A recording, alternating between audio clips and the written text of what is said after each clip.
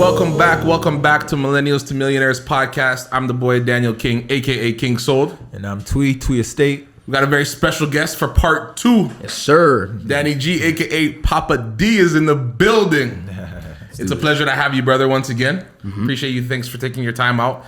We want to talk a little bit about sales. You know, you're the #1 sales trainer in the world. I don't know nothing about it. You don't know nothing about it. The wrong guy's here. What do you mean? I'm an artist, bro. No, real talk, man. No, but like in terms of sales, like how do you be successful in sales? We have a lot of people that tune into this podcast, whether you're a realtor, whether you're in retail sales, whether you sell mortgages, whether you sell hot tubs, whatever you sell. Like sales is something that goes across the board. And, you know, whether you're in sales or not, you're always in sales. When you're picking up a girl, you're selling yourself at the end of the day. How do you become successful in sales? Because you're extremely successful. Like, what are some of your keys to success in terms of becoming successful in sales and being a shark, being #1, being on top? Like, how do you do that? First of all, in sales, you have to remember you only get good off repetition. You only get good by doing it a lot of times. Like when you started, you were horrible, just like, man, you get better after 7 years, you start making more money. And to me, I do believe in the beginning stages, sales is a numbers game. You have to play towards the numbers. You can't just think you're going to get good off having one conversation with one client. So the first thing is understanding that it takes a lot of conversations. You're not going to be good after the first 6 months of sales. Just like you got to go. Listen, everybody has to treat sales as if you treat it like just like any other profession. Right? Like we go to school for 4 years, become an architect. Yo, you got to do that. And see, the thing is, like we talked about before, you don't go to school for sales. So then most people that get into sales, they get to a certain point in sales because they have good charisma, they have good communication skills and blah, blah, blah. But they're not treating it like a business. They're just like, yo, I could be good at sales because, yo, I'm good at speaking. Yeah. I can finesse people. I'm likable. Yeah. Blah, blah. I'm like, yeah, that's gonna take you so far. Yeah, there's so much more to that. There's so much. There's so much more. You got to understand customers, and that ultimately comes from studying and from repetition, from doing it for a while, right? Like your charisma and positivity and stuff may take you to 6 figures, but it won't take you to 7, right? There's strategy behind it. There's blueprints behind it. You got to shadow mentors. You got to follow people that've been in the game for a while. So the first thing is, I think it's a numbers game. Second thing is, I think that in the beginning stages of sales, whether it's real estate, insurance sales, medical sales, direct sales, whatever you're doing, you will never get good if you dabble. Meaning like you will never get good at sales if you're like, I'm going to be half in and half out. All in. And you won't make money in sales like that because there's somebody down your throat in sales that's in real estate that's doing it 15 hours a day. And let's face it, bro, the part-time real estate agent that starts off in sales never makes the income that they see it because they're flashed by the highlight reel of another real estate agent making 7 figures, but they don't know that real estate agent put into the grind 5 years straight or whatever the case is, right? So to me, it's like, yo, you want to experience the real thrill of sales.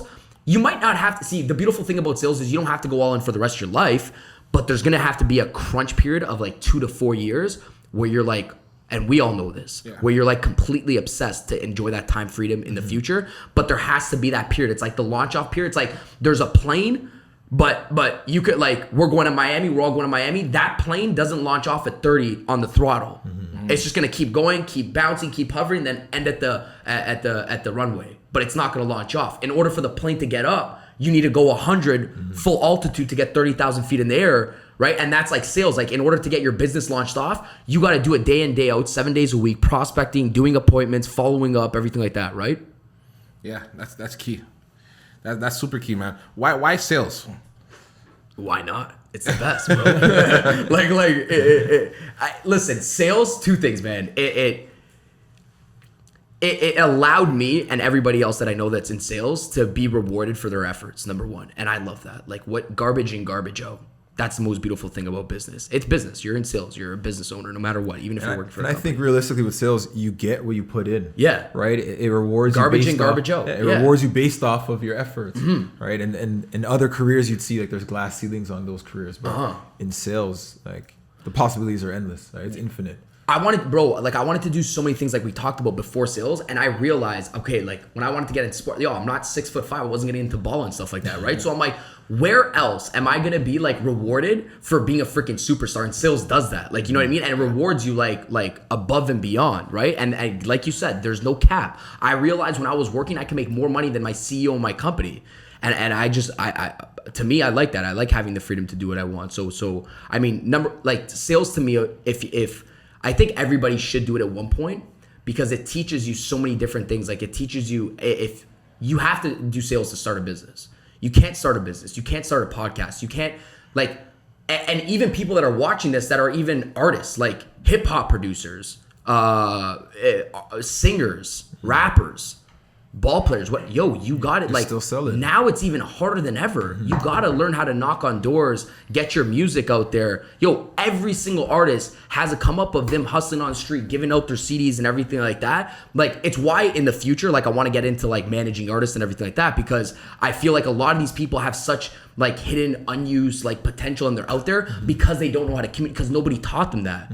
Right? So I think before you even start a business, everybody asks me, I'm like, get in sales, whatever it is. Whether it's network marketing, real estate, learn sales first. Learn how to influence somebody because Steve Jobs was not a good visionary. He was a good salesperson. He knew how to sell his company to his employees, sell it. It was the most hyped up thing, and that's why he made Apple after. He wasn't the tech guy. There was tech guys behind him. Yeah. He was the salesperson, the influencer, right? Mm-hmm.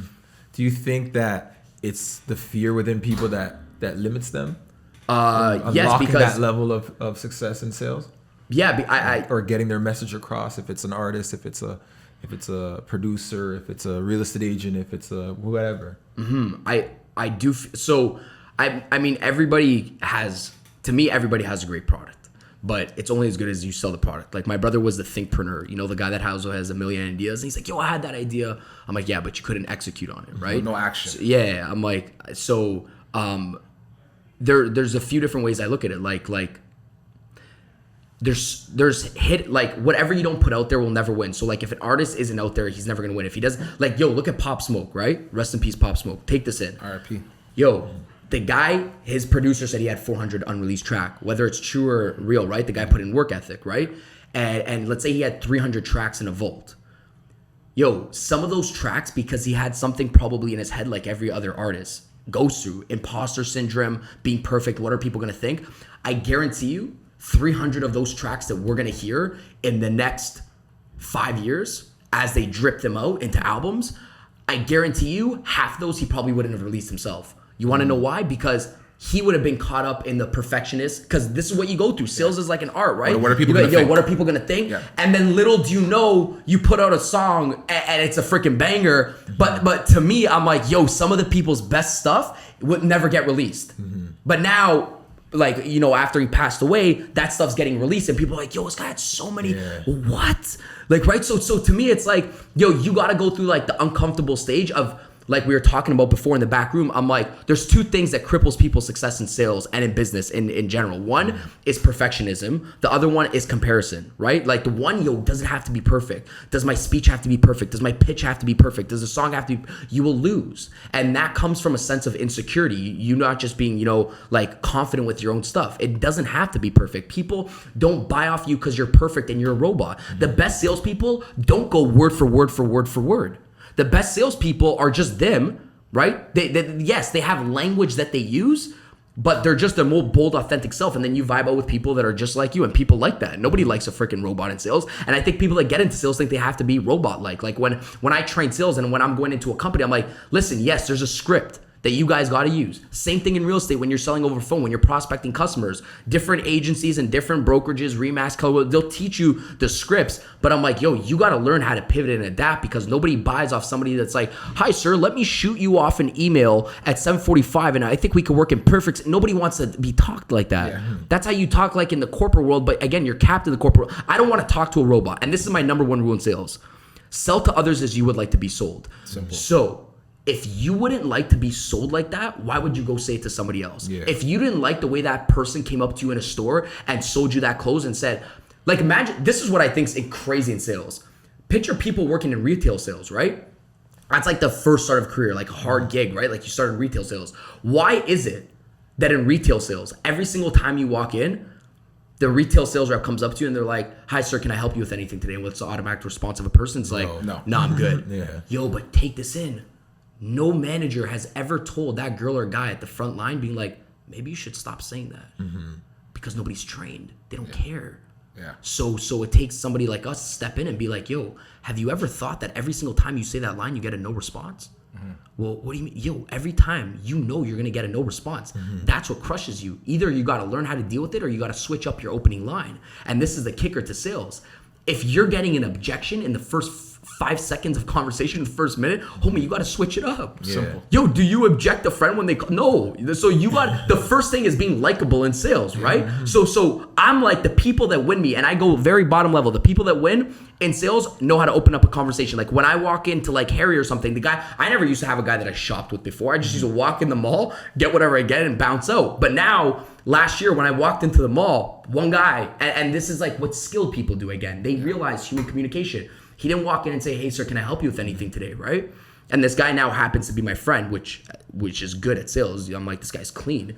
I walk in, he's like, what do you say? Oh, he starts singing a song to me. But the guy doesn't even say hi, bro. He starts spitting Drake. He's like, time for a Tuscan leather smelling like a brick. And I'm looking at this guy. I'm like, yo, why? And I'm with my ex at the time. I'm like, why is this guy singing Drake to me, right? He's like, time for a Tuscan leather smelling like a brick. Degenerates. I'm like, whoa, bro, what's up? He's like, no, I just smelled your cologne, Tom Ford Tuscan leather. Yeah. I'm like, I had my girlfriend time. I'm like, yo, this guy's clean, babe. I'm like, watch out, he's about to take you too. Yeah, real talk. I'm like, yo, I'm like, okay. I'm like, that's it right there. Cause he's like, I smelt your, and that's called analyzing somebody before having a conversation with them. It's called top to bottom. Let me scan this person. Let me see where I can compliment them or start a conversation with, break the ice, and then go in for it rather than just being like, hey sir, how's your day? And that guy won my business for the whole year just because of that opening line. I'm like, I like that. I'm like, the guy cared about me. It wasn't about him. It was about me. And he took like that kind of deep interest into me. Unorthodox wins the business. No, that's key because 99 times out of 100 when someone approaches you, it's, hey, how are you? And it's like, I'm a stranger. Like, do you really care? Like, do you care how I am? Or is that just your way of saying like, and then your response is what? Good? Like, you know what I mean? And it's closed-ended. It doesn't go anywhere from that. You know, so like, what are other ways that you use to like break the ice besides like compliment? Because that was amazing. Like, I can't believe you smelled the Tom Ford on you like that. That's amazing. So it's never been easier to break ice in sales, like to start conversation in sales. And I think what gave us such an edge and leverage now rather than selling in the 1980s is that we have data on people. So like, say I'm selling real estate or I'm selling a corporate platform or technology online, like, people are just lazier now. But the thing is, if our grandparents had our technology and they were in sales, they'd be like, do a 3x3 analysis. Go on their LinkedIn, go on their Facebook, find out something what they done, an accomplishment or something. Get data and then open up your conversation with that data. Like, you got to learn how to leverage data. If you're a real estate agent, before you call in the neighborhood, you got to know what's popping in the neighborhood. You got to be like, yo, listen, XYZ just sold for blah, blah, blah. The reason why I'm calling you is because So now there's intent behind the whole conversation. So whether it's not a compliment, you have to load up freeload data in the beginning stages, because then they're like, okay, he's treating me different than the next agent. Like, this guy did his homework in my neighborhood. Miss Chanel, yeah, you live at 575 Brenton Avenue, right? Listen, I want to keep it short and sweet. I don't sell real estate, by the way. But again, I want to keep it short and sweet. I seen a home last week. I was driving by in the neighborhood. By the way, subconsciously, I'm doing something which nobody even gets. I'm actually drawing a picture in their head. I'm actually a human right now in their head, and people don't understand that sales is an art form. You're drawing pictures in that head. It's like you're creating a canvas. So when I'm saying I've been driving through your neighborhood last week, that's actually creating a canvas in their head. They're like, okay, I can visualize that. I can picture this guy. He's actually a person. He actually has a car. He was driving through my neighborhood last week. Was this guy spying on me? Great salespeople do this subconsciously, but they don't know how to reverse engineer it. So great sales guys like us and stuff, they do this, but they don't even know they do this, right? They don't even know that sales is an emotional game, that you're drawing something in their head. But it's something to teach, because you're like, yo, you got to make it seem like you're human driving by their neighborhood. So I was driving by your neighborhood last night, and I had a conversation with the homeowners, and they were blah, blah, blah, blah. The reason why I called you is because I thought you just need an extra piece of information, whether, you take a look at this or not. I think it'd be of value to you. Like, saying things like that, just being like, Mr. Thing, are you selling your house at 575? I want to come in and do an open. Like, yo, you're already trying to sell me something. Yeah. And we talked about that before on social media. It's not about you, it's about them. Yeah. People tense up right away. People could read that right away. They smell it from a mile away. Like, oh, this guy's just looking for a check, and I'm not going to give it to you because why? Commission breath. Yeah, exactly. No, 100%. What are some of your like inspiration movie wise? Because I was watching The Wolf of Wall Street the other day. That's why I got that picture up, right? Right for you, my boy Jonah Hill. Shout him out. But when I was watching the movie, I'm just like, yo, this guy, Danny G, is like the version of him that's here. You know what I mean? He's training people. He's taking people to the next level, and where people don't even see their full potential, you know, you kind of see that in people, and you're able to bring out their gifts and help them kind of level up. Like that's a gift, bro. How do you do that? Thank you.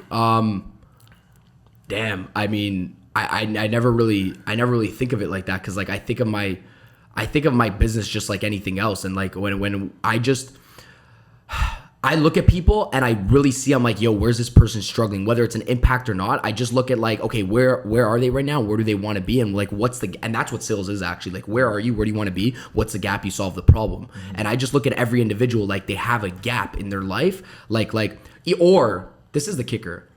This is life basically. Either you know where you are and you know where you want to be and you don't know how to solve the gap, or you don't even know where you are. And those people are in a worse position. Like, they don't even know where to start. Like, does that make sense? Like some people, they're lost. Yeah, they're lost. I'm like, you can't show them a destination if you don't know where you are. And like, you can't show them that end vision. You got to get them back together and then draw them out that line. That's what sales is. Yo, you have a customer. This is their current situation. Like, a sales formula and script and conversation is very basic. What's their current situation? Where do they want to end up, right? What's the gap? My question is, why haven't you solved that gap? Okay, I'm going to solve the gap for you. You have to show them the gap. Then you have to ask them challenging questions. By the way, you want to make $1 million this year. Why the heck haven't you made $1 million? That's a hard question to ask. It's a challenging question to a prospect or a customer. But now they're going to start thinking, well, and they're going to start telling you their challenges and problems. And you're like, okay, well, listen, if I could show you a way where we get you to 8, that's what you do. You show people the gap. You make them see that they can't probably solve the gap themselves. And that's where you come in to add value. Sales is basically finding problems, solving problems. That's sales, right? What was the question? No, it's okay, man. You always go on. Saying you basically identify the gap, you identify the void, and fill the void. Yeah. Right? And that, again, that comes from taking the weight.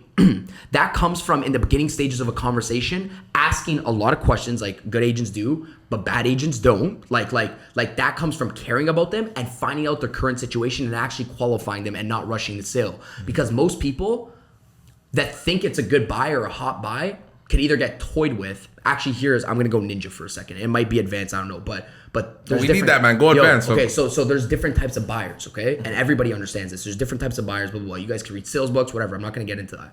But what you have to realize is the first section is either in life people move away from things or people move towards things. So the first thing I'm like, is somebody moving away from a purchase or are they moving towards something? And that's something you got to identify. Like, does somebody want to make $1 million or are they just trying to get out of debt? And if you don't know that, you don't know how to speak to the language for them. If I'm trying to solve somebody's problem and they're just trying to get out of debt, I have to speak to them like, hey, listen, my goal right now is just to get, but you don't know that if you don't ask the right questions. It's different selling somebody if they want to make $10 million than selling somebody that they just want to pay off their credit cards and pay off their debt. Because now you're trying to pitch them something that they can't even envision. They're just trying to get out of their situation. And you will realize 95% of people psychologically just want to get out of their position in life. They're not really aiming, shooting for the moon and stuff like that. They're not. So your conversation. People just say that. Yeah. They're just saying that. They're playing with you, right?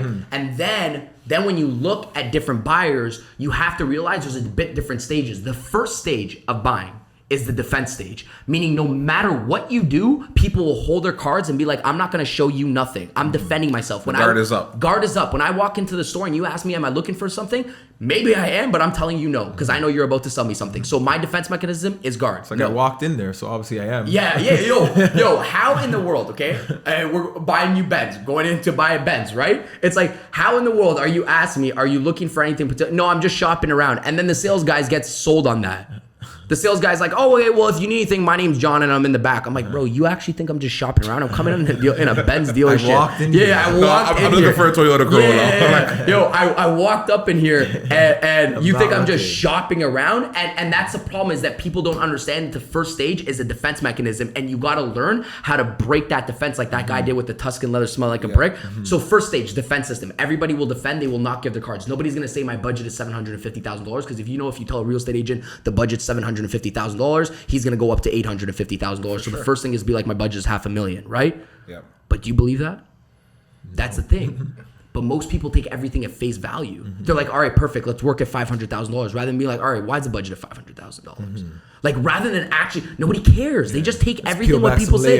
Yeah, let's talk about you, man. Where are you from? What do you do for a living? Blah, blah, blah. How did you buy the first home? What do you look like? Nobody generally cares. They're like, all right, the budget's $500,000, blah, blah, blah. Dude, it's just a defense. What's the second stage? Either people defend their cards or the second stage that people do. And we've all been in these stages as buyers ourselves. The second stage is that people hype it up, meaning this. I call this like the over embellish stage. So instead of defending, they're like, oh my God, bro, I can't wait to buy this house. Yeah, show me your product. And most people think that's good. Again, sales is a dance. It's a dance. So you have to learn how to play the dance with the customer. They're leading the dance and you can't let them lead the dance. Like you got to lead the dance. So you got to know when they're over embellishing. And this is an intuitive thing, but it's like to look for. It's like, oh, you think they're ready to buy, but really what are they trying to do to you? They're actually trying to hype you up so you could show your number one thing, which is your price. You could show your number one thing, which is the product, really quickly. That's what we do. We're like, yeah, I'm so ready to buy. Why are they trying to do that? They're trying to get you to uncover your cards quickly. And the number one rule of sales is less control you have, less closing. More control you have in these stages, more closing towards the end. So you're always trying to take control and be like, most amateur sales rep, whether it's a real estate agent or whatever the case is, they'll be like, when they hear an over embellished buyer, they think they're like, oh man, this lead's hot. I'm going to close it, blah, blah, blah. They get hyped up with the buyer. And that's the worst thing to do because now you let the buyer take control of you. And then what do you know? You get into the third stage, which is called ghosting. You show them everything and poof, the client just disappears. You're driving around all day, burning your gas, showing them houses. And you're like, yo, why'd the client disappear? Because, you didn't really take a step back, analyze a client, realize they were in an over-embellished stage rather than taking control. And control is everything in sales. And we don't see it subliminally. Like, if we were to walk in a dealership, they actually do this. Like in dealerships too. Like, yo, you sit down and you go buy a car, you don't even know. But when you're sitting down at the other end of the table, you'll have a good car salesman, right? Sit down with you and he'll be like, let me raise up this mic. He'll be like, I'm getting up right now for the non-viewers. He'll sit back the chair and he'll be like, hey, take a seat. And then you're like this. Thank you so much. And you think nothing of it. I'm like, when somebody does that to me, I'm like, no, I'm going to stand up. And the car, I'm like, you're good, you're clean. But the reason why you're telling me to take a seat is because you're putting me in control right away. Yeah. And the subconscious mind towards the end of closing is when it's objection time. You own me because the sales rep sat me down. Subconsciously, it's like, that's the guy in charge. I got to listen to you. So I'm going to feel scared to object to you. I'm going to start listening to you and stuff more. So that's always that's a subtle things. Like, like great reps. Like, it's like, I remember when I was grabbing one of my cars last year, one sales rep was driving me, like we went for a test drive and then he's driving me back into the dealership and he's like, yo, go through right here. I'm like, wait, but the entrance is right there. Let me pop back off the car. He's like, no, but this is where you're gonna get your car service, right? So I'm driving. He's like, this is where you're gonna get your car service. Like my business partner's in the back. He's like, yo, this is dope. Look where I'm like, no. I'm like, I'm parking the car right now. Stop it, bro. I'm like, getting you to visualize. Now you guys are like, okay, I get it. Like, okay, but it's subtle things that people do. Now he's assuming the sale. Like, I'm already buying the car. He's putting me in that position of the car. I'm like, that's exactly what it is. So first stage, defending. Second stage, over embellishing. Third stage, which you never want to be in sales. And people ask me, Daniel, how do I stop this? So the third stage is the ghosting stage, right? It's like, poof, client disappears, it's gone. That stage isn't like, what do I do when a client doesn't answer me? And I feel like this is good for salespeople because a lot of beginning salespeople ask me this question a lot. They're like, yo, but what do I do? This client hasn't replied for me for the last 3 days.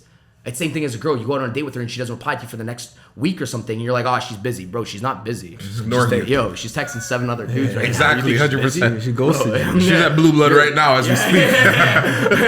But I can't see her stories because you got hid from her stories as well. But so the reason why that's important is because you realize it's not what you do when you get ghosted. It's what you don't do on the second round. You already lost, maybe. Yeah. But what don't you do? What has your lesson been learned from getting ghosted? What did you do so you don't get ghosted on the second sit? So you don't get ghosted on it's not what you do in that situation. It's what you don't do on the next meeting with somebody. And I think a great sales rep, and we can wrap it off like this, I think a great sales rep has good self-awareness, meaning they have the ability to reverse engineer all their steps throughout the day, the wins and the losses, because we were just actually listening to that album in the car. But so I think a good rep has the ability to sit down and be like, yo, why did I have a good week? Instead of just celebrating and popping a bottle, being like, yo, success leaves clues. Let me see why I had a good week or a good month.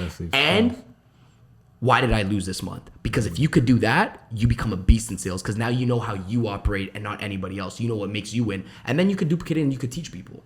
Daniel G dropping gems. That's the gems right here from Daniel G. All right, this is part 2 of 3. We have one more episode, and now we're in the next episode. We're going to show you how you can apply these things to your life, whether you're in sales, whatever you're doing, and we're going to show you how to take control out of your life. So we got a special guest with us still. He's been dropping a lot of gems. Part 3. So many gems. Yeah. You're going to have to play back these episodes at least 3-4 times. But we just want to find out, like, what's your why? Why do you go so hard? What drives you? What keeps you going? Good question. So to me, like, it always, the why is never the same. I don't think people get. Ever-changing. It's always constantly progressing and moving. If you're intentionally focused on it, right? Like I think What for did it me, start at? yeah, I think for me, it's like it's like in the beginning for anybody, it's like it starts at, you just wanted to pay your bills. That's 90% of people's whys, and then then it goes to like financial freedom. Then it goes to like having a company and helping employees or whatever the case is, and it keeps progressing.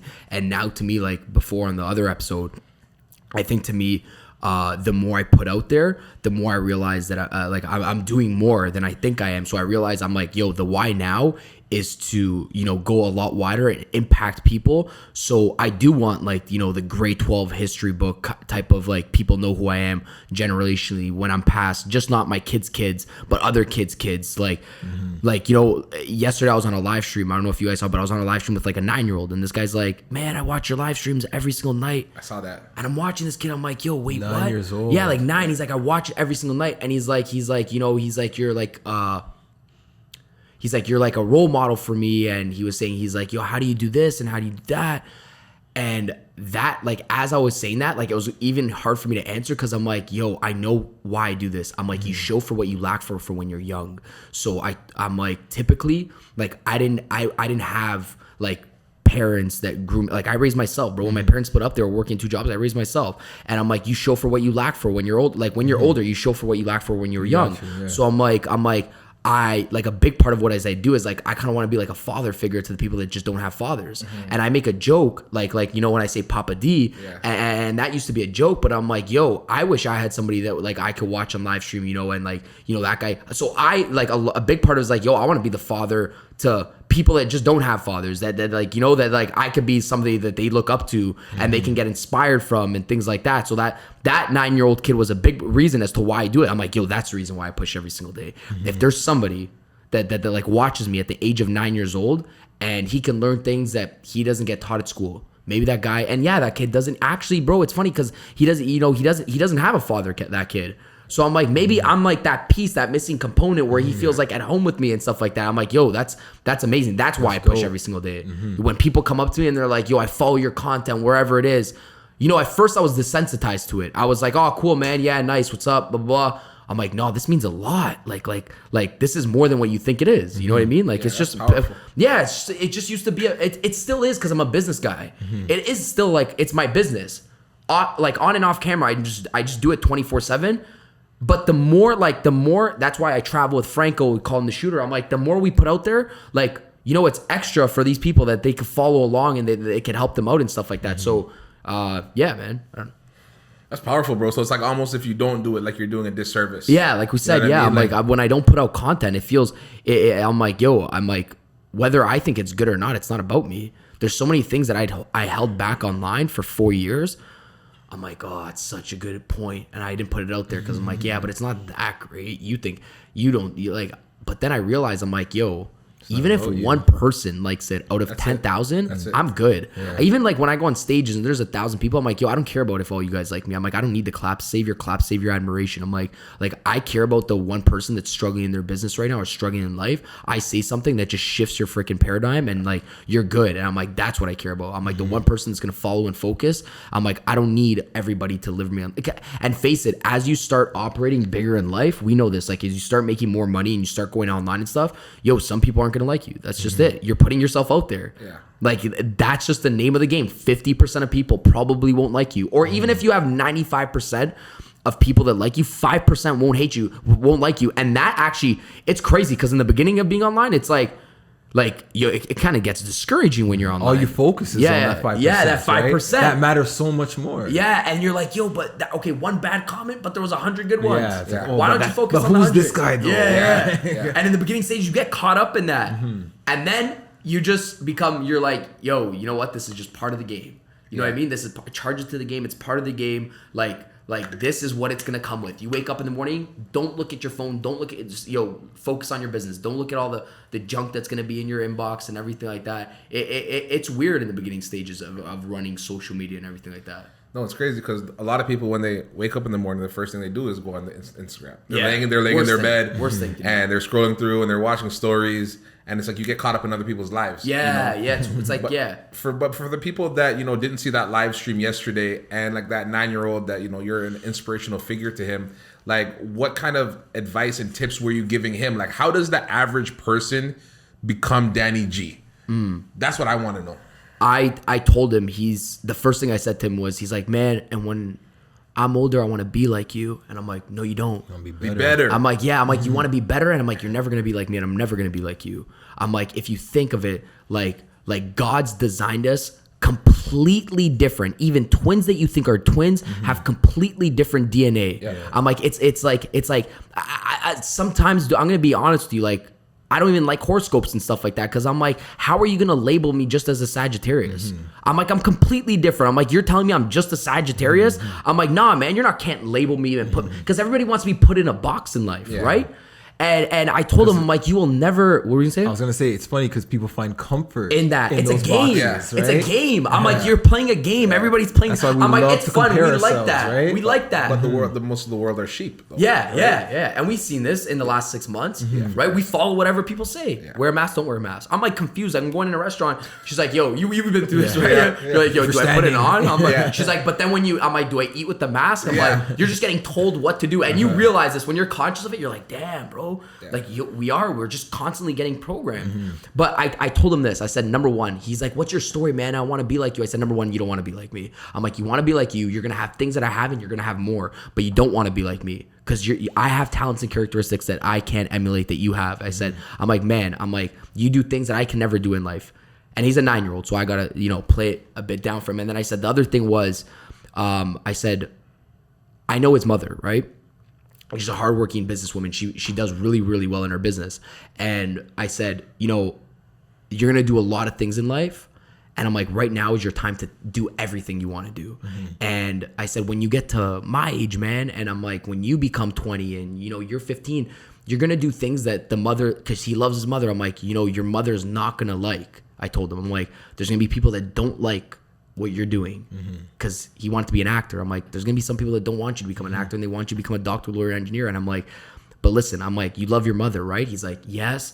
I'm like, and your mother wants to see you happy, right? He's like, yeah. I'm like, okay, in the beginning, man, she's not gonna be happy for you. Because she's gonna be confused when you want to become an actor, okay? But your whole job, right, is to realize, I said, that whatever makes you happy. I'm like, what makes you happy? He's like, acting, right? He's like, gymnastics. I'm like, dude, whatever makes you happy. I said, she might be mad for like a year, but when she sees you happy, she ultimately just wants to see you happy. So I'm like, you just got to make sure you're happy first. I told him, right?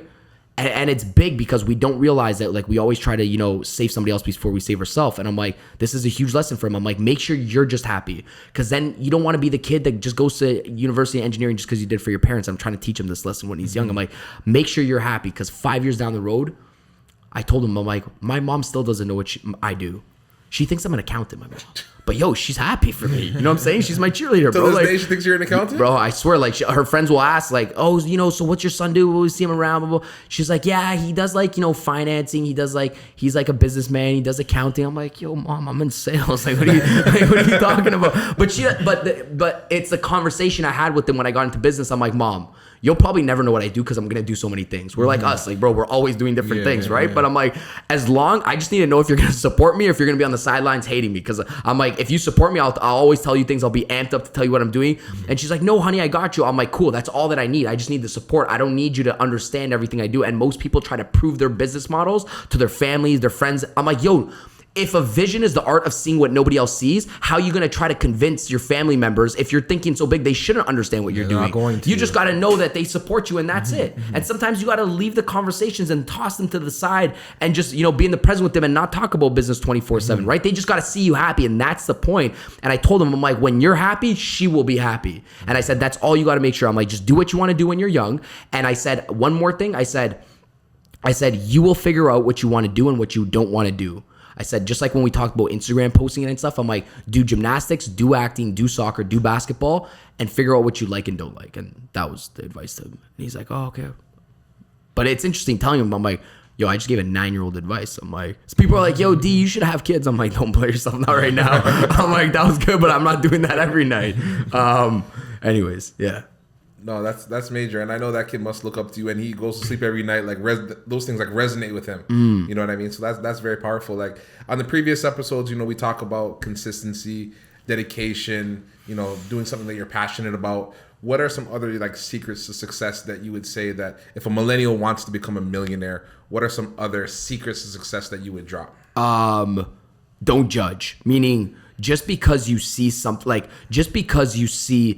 drive a nice car doesn't mean that person's rich, doesn't mean that person's cocky, doesn't mean that person has a bad attitude, doesn't mean they're negative, doesn't mean they're a bad person. And we're born to judge human beings and put them in boxes. So, you know, when we were young and we seen, like, I grew up from a household where it's like, you don't call somebody rich. You don't call that person wealthy. Money wasn't talked about. Like, you don't say, hey, uncle, how are you so rich and drive a Ferrari? Like, we're actually kind of programmed to be like, yo, these people are kind of like bad and they do more. And so you're kind of thinking, so here's what I mean. Don't never prejudge somebody and always stay curious when you're trying to become successful. So, and still to today, I'm like that. Like, still today, I'm constantly asking questions. Yo, what is it you do? How did you do that? And stuff, kind of like a podcast. Like, you don't stop. So, to me, the secret's this. When you see a Lambo drive by or a Ferrari drive by, don't turn to your girlfriend and be like, yeah, babe, but that guy, you know, he's this and he's that. And don't call him names. You should be the guy like me that goes up to him and be like, yo, bro, what is it you do for a living? How did you get that? And you're young.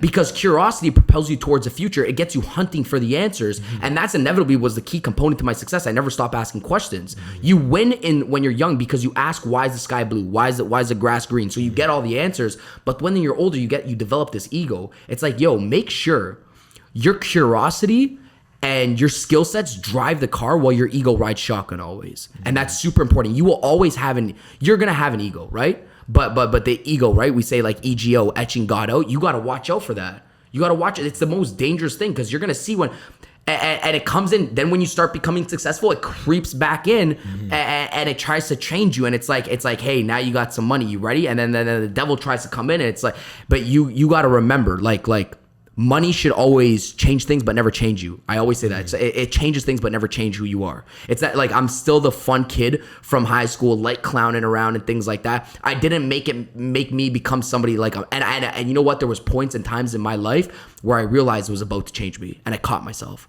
I'm like, oh, it's gonna creep right in right now, right? And it's why I changed my content. I was telling you guys, I was like, yo, before I used to take pictures beside like a private jet and stuff like that. I'm like, I'm not gonna let money change me because I'm like, that's not gonna inspire somebody. They're not gonna get no value out of that or anything like that. And you have to catch that when you're young.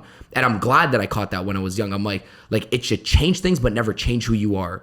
And when you can realize, like, when you can balance out in the beginning stages of success, humility and like your ego and your strengths and your skill set, right? When you could balance that out, that's when you become a very attractive human being to other successful people. Because other successful people, like they always say this, you know, wealthy people, you know, are quiet. Rich people talk, are loud, yeah. and then broke people yell, right? We've always heard that, and I'm like, shit, that kind of makes sense. The loudest person, you know, the brokest. It's like, yo, look at the best thing I'm wearing, and look at the. It's like, all right, dude. And then when you chill around like really wealthy people, we think we're balling, and then you see some other people like, yo, they pull up in a Camry. Yeah. Like, or the opposite. Yeah, they pull up in a Camry, or like. This guy has like 200 followers on Instagram. He's like, Daniel, come have dinner at my house. I walk in his house. I'm like, yo, you have 55 bedrooms. I'm like, yo, what the heck? I'm like, and like just calm and cool and collective about things. And I think that's more inspiring because you look at it, it's like, okay, you don't like, you know, I think what people fail to realize is the humility. It's like people realize what got them to chapter 20 is not going to get them to chapter 30. So they always keep their head down and they keep working. Like it's evidence that these people work hard, that don't stop. That's why consistency, it's like there's no like hidden formula as to why successful people hold on to it. The reason why they hold on to it is the reason why they got to it. And I think that went through somebody's ear and went out the other. No. You see people hold on to success because they work their butt off for it, right? But the people that come in quickly, leave quickly, like the people that just got the one hit, you could, like, I'm not attracted to the guy that gets a billboard hit. You're attracted to the guy that gets a billboard hit after billboard hit after billboard hit. That person deserves success. It's like the way say what do they say when opportunity meets preparation or whatever it is, right? I'm like, that makes sense. It's like I had things in my life that I wasn't ready for, because I didn't work up to it. You know what I mean? It's like, and it's like small. So I'm like, no matter where you are in life right now, if you're watching the podcast and you think you're like, oh man, but I pushed for 6 months and nothing came out.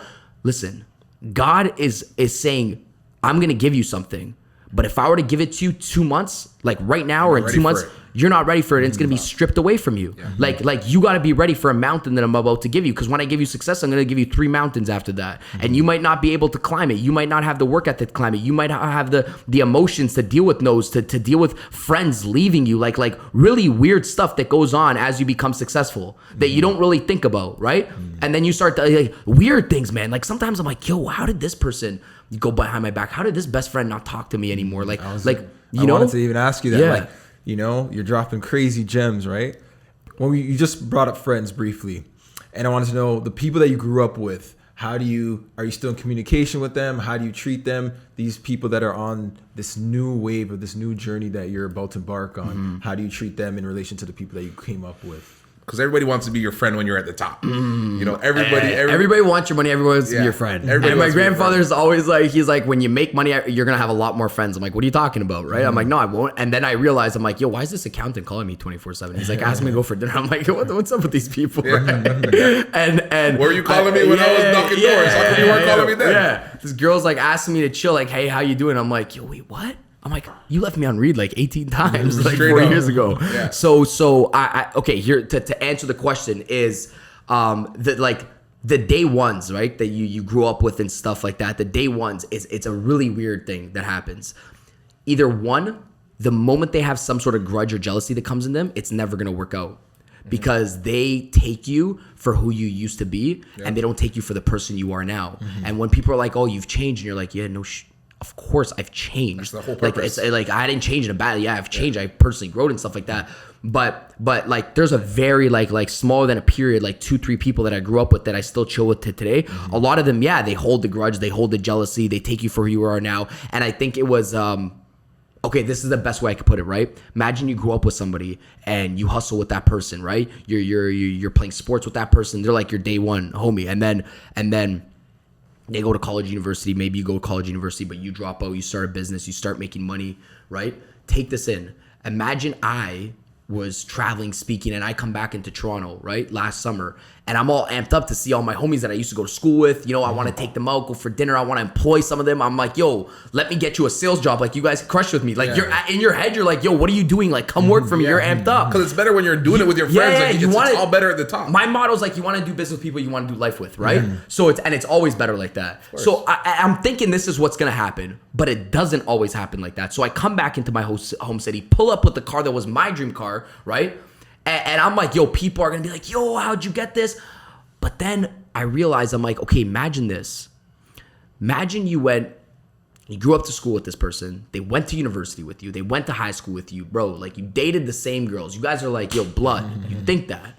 But then you come back. They're doing their own thing. You come back and you show them what was possible with hard work and consistency. Most people, bro, they don't like seeing what they could have been in life. That is very discouraging for some people. This is the honest truth. It's a tough picture to look at. Yes, it's like, yo, how did this class clown? Yeah. I could have been this guy with a little bit of hard work and then. So sometimes the sad thing is this, and I now know how to teach upon this. It's like when you show somebody their unused potential, they don't like that. Like, if I show her to my best friend, I'm like, yo, with a little bit of focus and dedication for 5 years, you could have been doing this as well, but you decided to do X, Y, Z and go to parties and pop bottles 24/7. I just focused for a couple of years, like mere focus. You could have been me, and they don't like seeing that. They don't like seeing what I could have been, and they know they grew up with you. That eats them alive. Yeah, it's jealousy. But then I realize, I'm like, yo, now I realize that. I'm like, now it's my step to like help and support those people, is to take out the grudge from those people and be like, listen, bro, okay, this wasn't your timeline. This was my timeline from 20 to 25. Maybe yours is 25 to 30, 30 to 35. So So to answer the question, I still try my best and I never give up to try to still bring homies and get them to work with me. You know, it's like a never ending process. Some people work with you, some people drop off and it's weird. Like, I'm like, yo, this guy would have been so good. He was already making like 5-10 grand a month. He wasn't making that his job. They get lazy, whatever the case is. But then I'm constantly looking for new people because I realize I'm like, okay, these were just people because I was surrounded by them. But there's so many other people out there in the world that I could still do business with this, that I want to do life with. So when I look at an individual that I'm hiring inside of my company that's actually going to be in my office, I literally look at them and I'm like, yo, can I chill on a yacht with this person? Yeah. That's literally what I say to myself. I'm like, can this person come over for dinner? Like, yo, can this person just vibe out with me? You know, when I need something, will this person... I don't care if it's an employer or business partner. I'm asking them, like, I'm going to do business with people I do life with. Can this person just vibe out with me outside of business? And that's how I make my decisions around, like... Because, yo, ultimately, I'm in my business 24/7. Like, it's just me. So I don't know. If you don't enjoy who you're around. Yeah, because I enjoy my business. Like, I genuinely love doing it. I love doing this. Like, this is fun. It's like, not work. Whether... Okay, this is straight up.